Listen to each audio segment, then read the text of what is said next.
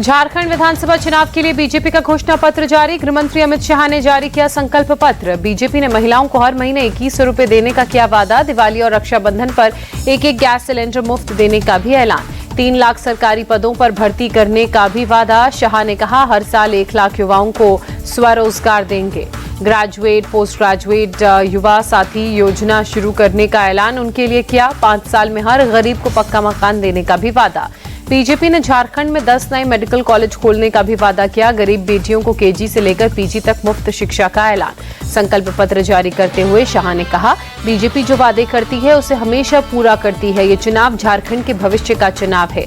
शाह ने सोरेन सरकार पर निशाना साधा। कहा झारखंड की सरकार भ्रष्टाचार में डूबी, बेरोजगारी और पेपर लीक से झारखंड का युवा त्रस्त। शाह बोले यहाँ आदिवासी सुरक्षित नहीं, झारखंड को हम सुरक्षित करेंगे। सोरेन सरकार के विकास की योजनाओं को भी उन्होंने ठप किया। शाह ने कहा रोटी बेटी और माटी की सुरक्षा हमारा संकल्प। विश्वास है कि जनता विकास चुनेगी। घुसपैठियों और महिला अपराध पर शाह ने कहा झारखंड से घुसपैठियों को चुन चुनकर बाहर निकालेंगे।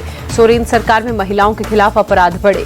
बारामती में चुनाव प्रचार में जुटे अजीत पवार सुबह सुबह स्थानीय लोगों से बातचीत की, अपने पक्ष में वोट अपील की।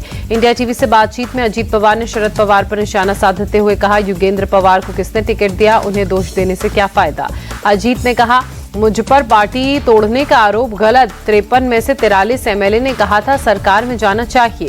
अजीत पवार का बहुत बड़ा खुलासा, दूसरी जगह से लड़ना चाहता था चुनाव। बारामती के लोगों ने कहा इससे गलत मैसेज जाएगा। लोकसभा चुनाव में महाराष्ट्र की स्थिति अलग थी।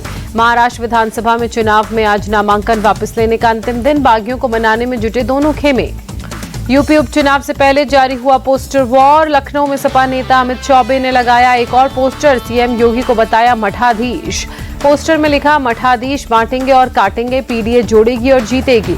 सपा ने नए पोस्टर पर बीजेपी का पलटवार। प्रवक्ता राकेश त्रिपाठी ने कहा सपा कंफ्यूज है, इसका एमवाई और पीडीए वाला समीकरण फेल हुआ। नारे और होर्डिंग्स से सपा की नैया पार नहीं होगी। यूपी सीएम योगी आदित्यनाथ को मिली जान से मारने की धमकी। मुंबई पुलिस के कंट्रोल रूम में धमकी भरी कॉल आई। धमकी देने वाले शख्स ने बाबा सिद्दीकी की तरह मारने की धमकी दी। कहा 10 दिन में इस्तीफा नहीं दिया तो मार देंगे। आरोपी की तलाश में मुंबई पुलिस जुटी। जमीयत उलेमाए हिंद के यूपी अध्यक्ष मौलाना अशहद रशीद का बयान। कहा इन लोगों की मदरसों पर नजर, मदरसों को मत छेड़ो, जब तक मदरसे हैं तब तक आजादी है। मौलाना रशीद ने कहा मदरसों का वजूद नहीं रहेगा तो धरती का वजूद भी खत्म हो जाएगा। मदरसों ने आजादी में सबसे अहम किरदार निभाया। मौलाना रशीद ने कहा ये लोग नबी की शान में गुस्ताखी करते हैं। ये चाहते हैं कि मुसलमान हिंसा करें और सड़कों पर आ जाएं, लेकिन हमें कानून हाथ में नहीं लेना है।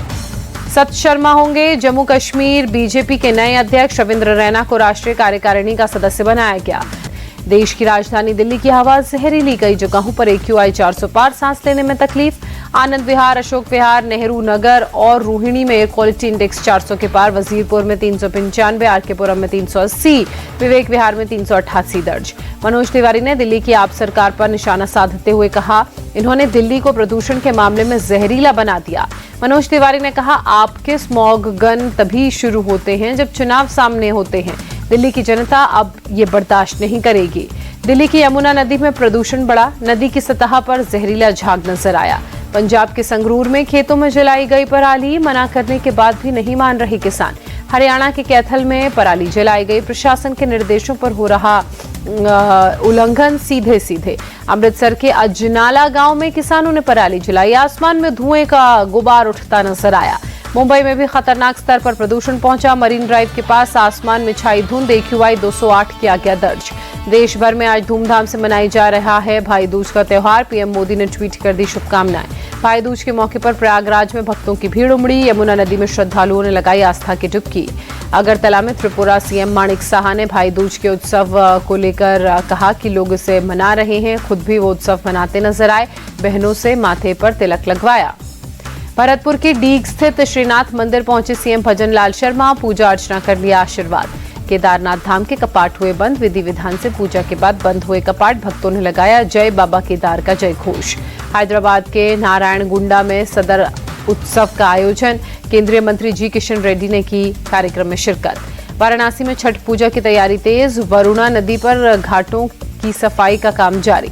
तमिलनाडु के रामेश्वरम में भारी बारिश के बाद जगह जगह पानी भरा। ट्रैफिक हुआ स्लो। राहगीरों की बड़ी परेशानी।